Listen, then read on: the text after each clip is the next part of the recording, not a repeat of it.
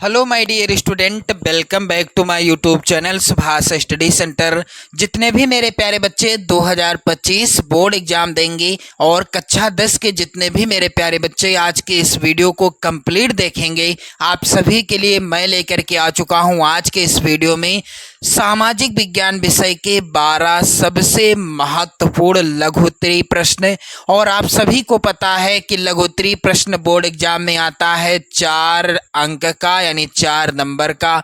और मैं 100% की गारंटी लेता हूं मेरे प्यारे बच्चों कि इन 12 प्रश्नों से 101% की गारंटी मेरी है, आपकी बोर्ड परीक्षा 2025 में प्रश्न जरूर पूछे जाएंगे। एक एक प्रश्न को मैं क्लियर कराता चलूंगा, एक एक प्रश्न का उत्तर आपको बताता चलूंगा, तो वीडियो काफ़ी ज़्यादा हेल्पफुल रहने वाली है। कुछ प्रश्न आपको याद करने हैं और कुछ प्रश्नों को आपको समझना है। तो जितने भी मेरे प्यारे बच्चे 2025 बोर्ड एग्जाम देने वाले हैं, सामाजिक विज्ञान विषय के लघुत्तरीय इन 12 प्रश्नों को जरूर तैयार कर लेना। जिसमें से सबसे पहला प्रश्न है मेरे प्यारे बच्चों, नेपोलियन कौन था, उसके सुधार क्या थे। 2023 की बोर्ड परीक्षा में पूछा जाने वाला प्रश्न है। चलिए इसका उत्तर क्या हो जाएगा। नेपोलियन बोनापार्ट विश्व के महानतम व्यक्तियों में से एक था। उसके असाधारण कार्यों और आश्चर्यजनक विजयों ने 1799 ईस्वी से 1815 ईस्वी तक संपूर्ण यूरोप को प्रभावित किया। उसके प्रमुख सुधार जो कि इस प्रकार से हैं। सबसे पहला सुधार, उसने शासन संबंधी सुधार किया, जिसमें उसने क्या किया था, नेपोलियन की शासन व्यवस्था प्रतिभा, व्यापकता और कार्यक्षमता के सिद्धांतों पर आधारित थी। देश की अराजकता को समाप्त करने के लिए उसने शासन का केंद्रीकरण कर दिया था। शासन का क्या किया था, उसने केंद्रीकरण कर दिया था। नेपोलियन का अगला सुधार था आर्थिक सुधार, जो कि इस प्रकार से था। नेपोलियन ने पेरिस में बैंक ऑफ फ्रांस की स्थापना कराई। नेपोलियन ने आर्थिक सुधार के अंतर्गत पेरिस में कौन सी किसकी स्थापना कराई, बैंक ऑफ फ्रांस की स्थापना कराई। मादक द्रव्यों और नमक आदि पर कर लगाया। मजदूरों का वेतन निश्चित किया। चोर बाजारी, सट्टेबाजी, मुनाफाखोरी को समाप्त कर दिया। मेरे प्यारे बच्चों, नेपोलियन के धार्मिक सुधार कौन कौन से थे। तो नेपोलियन ने अपने देशवासियों को धार्मिक स्वतंत्रता प्रदान करने का प्रयत्न किया। राज्य की ओर से सभी को अपने धर्म का आचरण करने की स्वतंत्रता प्रदान की गई थी। मेरे प्यारे बच्चों, 1789 ईस्वी में होती है फ्रांस की क्रांति। आप लोग याद कर लेना, 1789 ईस्वी में फ्रांस की क्रांति होती है। और इस क्रांति के बाद से ही फ्रांस में गणतंत्र की घोषणा हो जाती है सन 1848 ईस्वी से। आप लोग याद कर लेना, सन 1848 ईस्वी से फ्रांस में गणतंत्र की घोषणा हो जाती है। चलिए आगे बढ़ते हैं। नेपोलियन का अगला सुधार था न्याय संबंधी सुधार। इसके अंतर्गत उसने क्या किया, नेपोलियन ने फ्रांस के लिए विधि संहिताओं का निर्माण करवाया। इसे नेपोलियन कोड के नाम से भी जाना गया। नेपोलियन ने फ्रांस के लिए जो विधि संहिताओं का निर्माण करवाया था, जिसको किस नाम से जाना गया, नेपोलियन कोड के नाम से जाना गया। नेपोलियन का यह कार्य फ्रांस को एक अस्थायी देन थी। और नेपोलियन का यह जो कार्य था फ्रांस को एक अस्थायी देन थी। मेरे प्यारे बच्चों, नेपोलियन का शिक्षा संबंधी सुधार क्या था, तो यहाँ पर आप सभी लोग ध्यान देंगे। नेपोलियन ने शिक्षा के क्षेत्र में क्या सुधार किया, नेपोलियन ने शिक्षा के क्षेत्र में महत्वपूर्ण सुधार किए। उसने फ्रांस में राष्ट्रीय शिक्षा की नींव डाली और पेरिस में एक विश्वविद्यालय की स्थापना भी की। मेरे प्यारे बच्चों, नेपोलियन ने पेरिस में बैंक ऑफ फ्रांस की स्थापना कराई थी और पेरिस में ही उसने एक विश्वविद्यालय की स्थापना भी करवाई। अगला सुधार था नेपोलियन का सार्वजनिक सुधार। इसके अंतर्गत नेपोलियन ने क्या किया?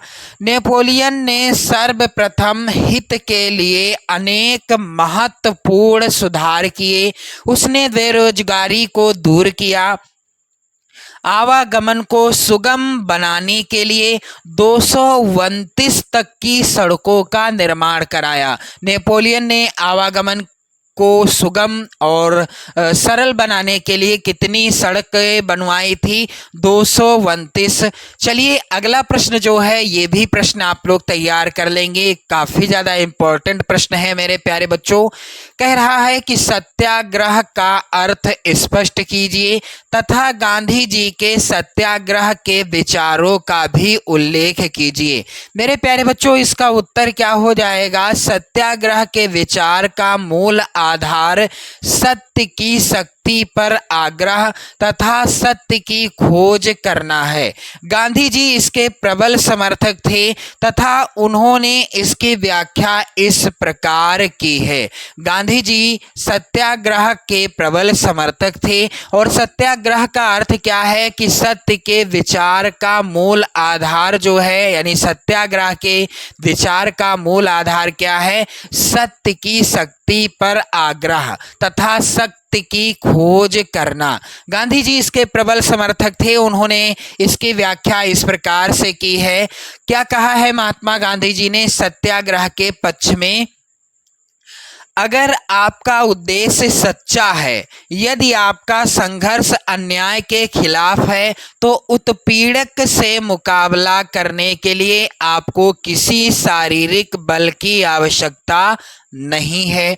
दूसरा क्या विचार था महात्मा गांधी जी ने सत्याग्रह के विषय में? उन्होंने क्या कहा? प्रतिरोध की भावना या आक्रामकता का सहारा लिए बिना सत्याग्रही केवल अहिंसा के सहारे भी अपने संघर्ष में सफल हो सकता है। तीसरा यहाँ पर तीसरी व्याख्या है, इसके लिए दमनकारी शत्रु की चेतना को झिझोड़ना चाहिए। यहाँ पर थोड़ा सा मिसप्रिंट है मेरे प्यारे बच्चों। उत्पीड़क शत्रु को ही नहीं बल्कि सभी लोगों को हिंसा के जरिए सत्य को स्वीकार करने पर विवश करने की बजाय सच्चाई को देखने और उसे सहज भाव से स्वीकार करने के लिए प्रेरित किया जाना चाहिए। अगला है मेरे प्यारे बच्चों, आगे गांधी जी कहते हैं कि इस संघर्ष में अंततः सत्य की ही जीत होती है। गांधी जी का अटूट विश्वास था कि अहिंसा का धर्म सभी भारतीयों को एकता के सूत्र में बांध सकता है। मेरे प्यारे बच्चों यहाँ पर आप सभी लोग देखेंगे अगला जो प्रश्न है ये प्रश्न मोस्ट इम्पोर्टेंट है।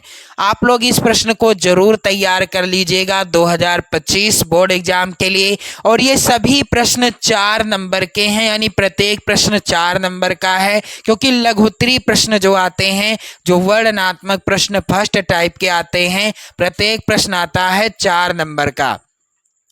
तो प्रश्न है, जर्मनी के एकीकरण की प्रक्रिया के बारे में एक संक्षिप्त लेख लिखिए। तो इसका उत्तर क्या हो जाएगा मेरे प्यारे बच्चों?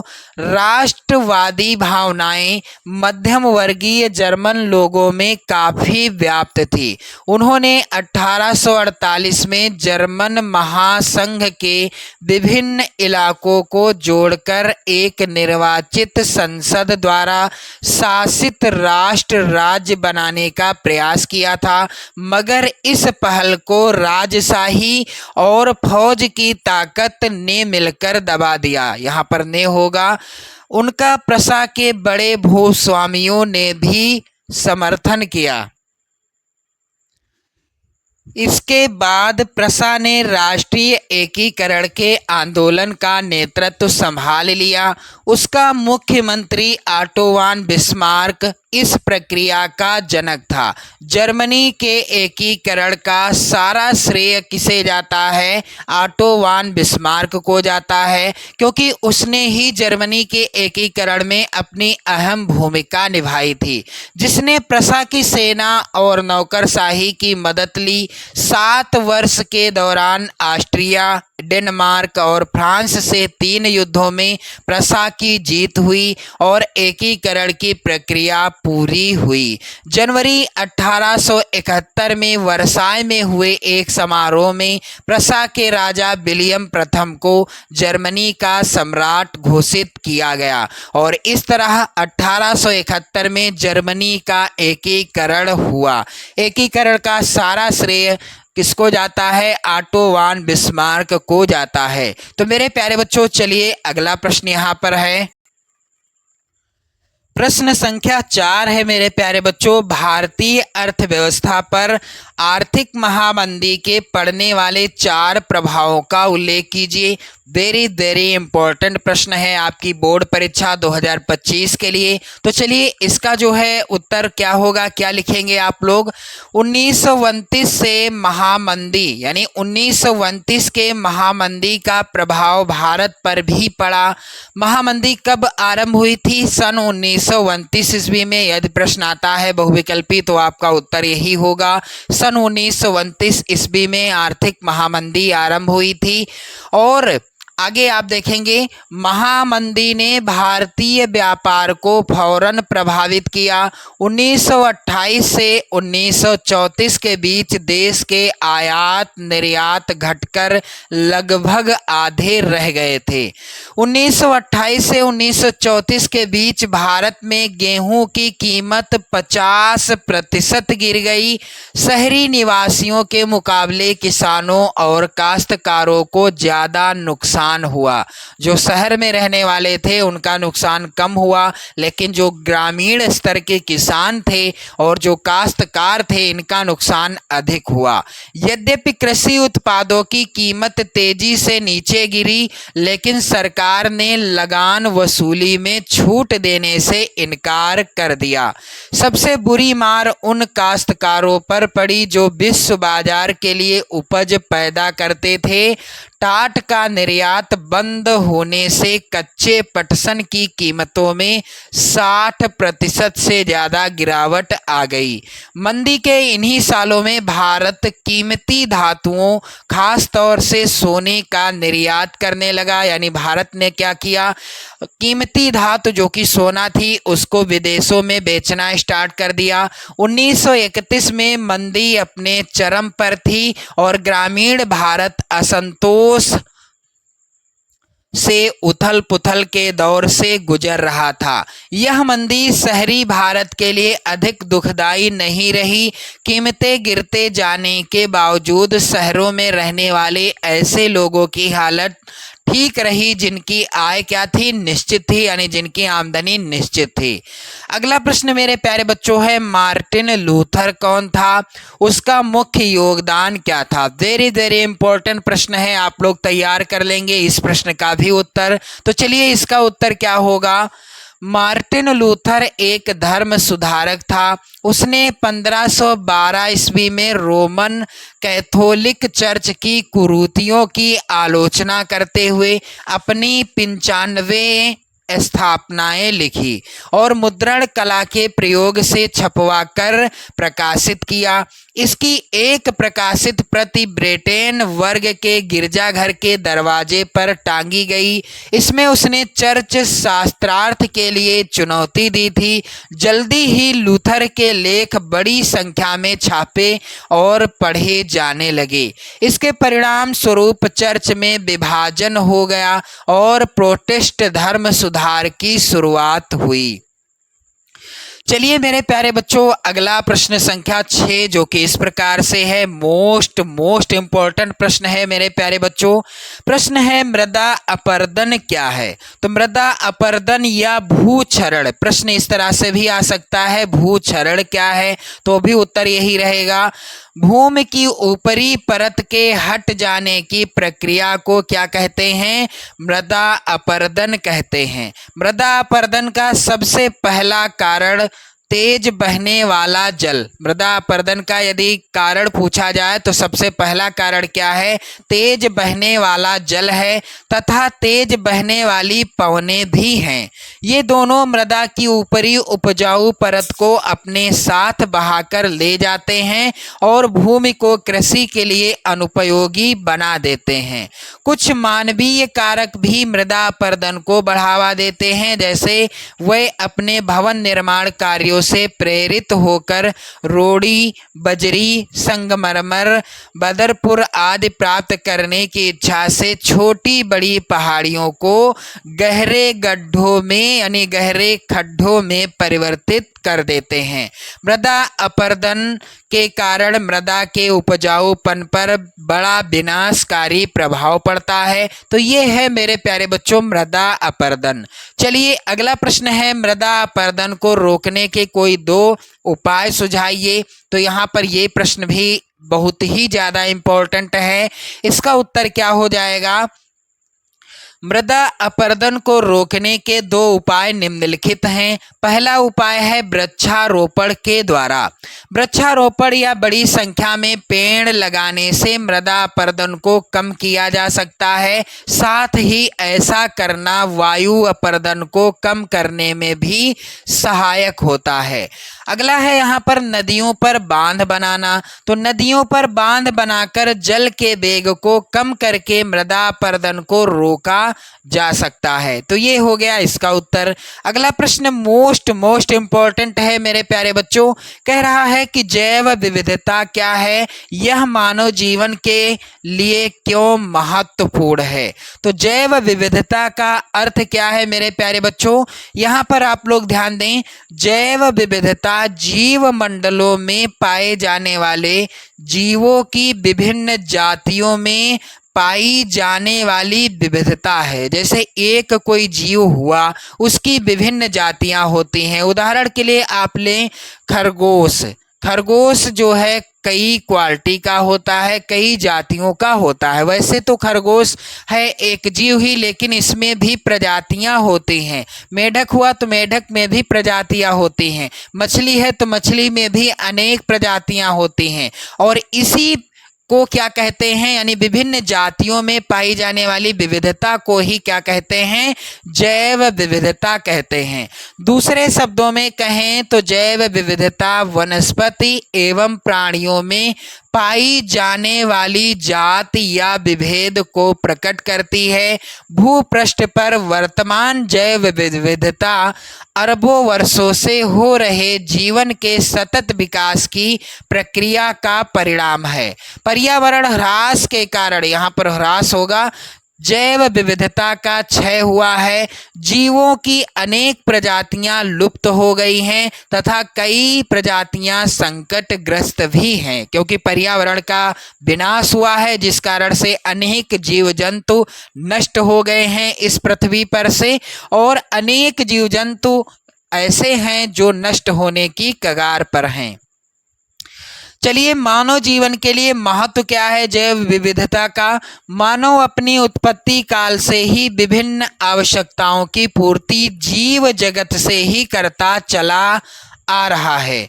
मानव को भोजन, आवास एवं परिवेश संबंधी विभिन्न आवश्यकताओं और अपने अस्तित्व के लिए जैव विविधता पर ही निर्भर, यहाँ पर निर्भर होगा, रहना पड़ता है।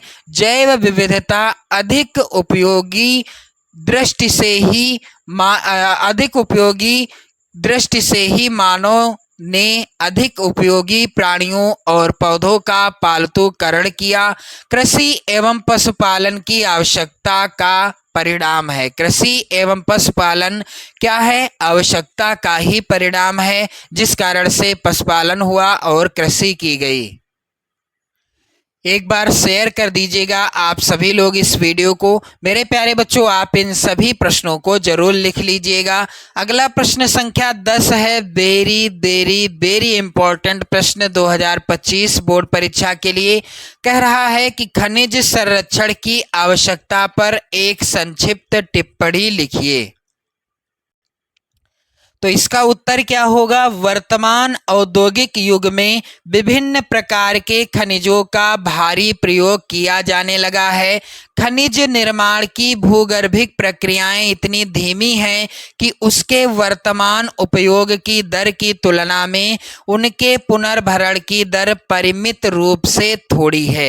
यानी जो खनिज है जिनका हम उपयोग करते हैं, उनका जो है हम उपयोग करते हैं, दोबारा वही खनिज बनने में कई वर्षों लग जाते हैं। यानी हम उपयोग अधिक कर रहे हैं और उनकी प्राप्ति नहीं हो पा रही है, यानी उनका जो है पुनर्भरण की दर क्या है? बिल्कुल थोड़ी है। इसलिए खनिज संसाधन सीमित तथा अनदीकरण योग्य हैं। समृद्ध खनिज निक्षेप हमारे देश की मूल्यवान संपत्ति हैं, लेकिन यह अल्पजीवी हैं। अयस्क के सतत उत्खनन की गहराई बढ़ने के साथ उसकी गुणवत्ता घटती जाती है। इसलिए खनिजों के संरक्षण की आवश्यकता है। इसके लिए खनिजों का सुनियोजित एवं सतत पोषणीय ढंग से प्रयोग करना होगा।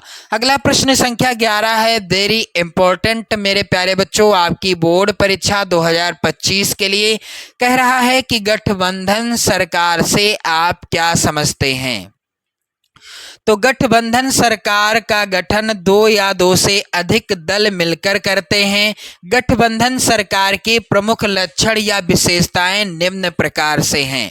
पहली विशेषता है, गठबंधन सरकार में कम से कम दो यहाँ पर दल होगा, दो दल भागीदार होते हैं। क्या?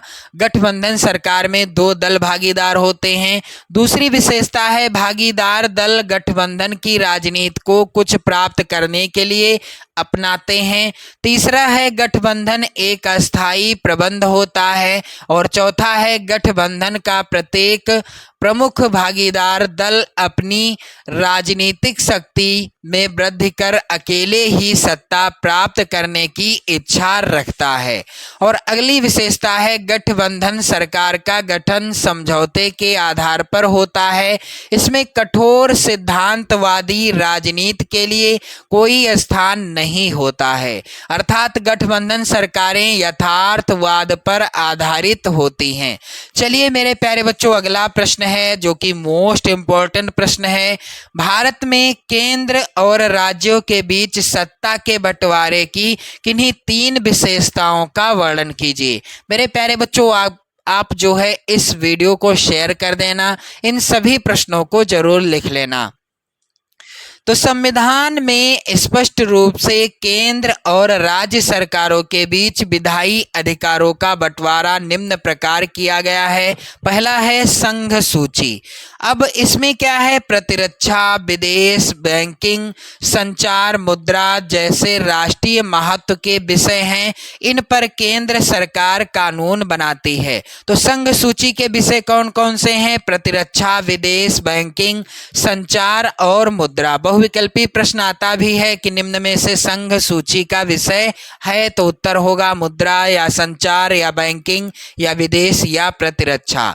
दूसरा है राज्य सूची। इसमें क्या होता है? पुलिस, व्यापार, वाणिज्य, कृषि, सिंचाई जैसे प्रांतीय महत्व के विषय आते हैं। इन पर कानून बनाने का अधिकार राज्य सरकार को है। मेरे प्यारे बच्चों, यहाँ पर आप लोग ध्यान दें, पुलिस, व्यापार, वाणिज्य, कृषि, सिंचाई जैसे प्रांतीय महत्व के विषय किसमें आते हैं? राज्य सूची के अंतर्गत आते हैं। अगला है समवर्ती सूची। अब इसमें शिक्षा, वन, मजदूर संघ, विवाह जैसे विषय शामिल हैं। इन पर कानून बनाने का अधिकार केंद्र तथा राज्य दोनों सरकारों को है, लेकिन जब दोनों के कानून में टकराव हो तो केंद्र सरकार द्वारा बनाया गया कानून ही मान्य होता है। अगला है अवशिष्ट। अवशिष्ट विषयों की सूची में वह विषय रखे गए जो तीनों सूचियों में शामिल नहीं थे या जो नए विषय उभरे हैं। इन पर केंद्र सरकार कानून बनाती है। तो मेरे प्यारे बच्चों, आज के इस वीडियो में आपने देखा सामाजिक विज्ञान के सबसे इम्पोर्टेंट 12 सबसे महत्वपूर्ण लघुत्तरीय प्रश्न।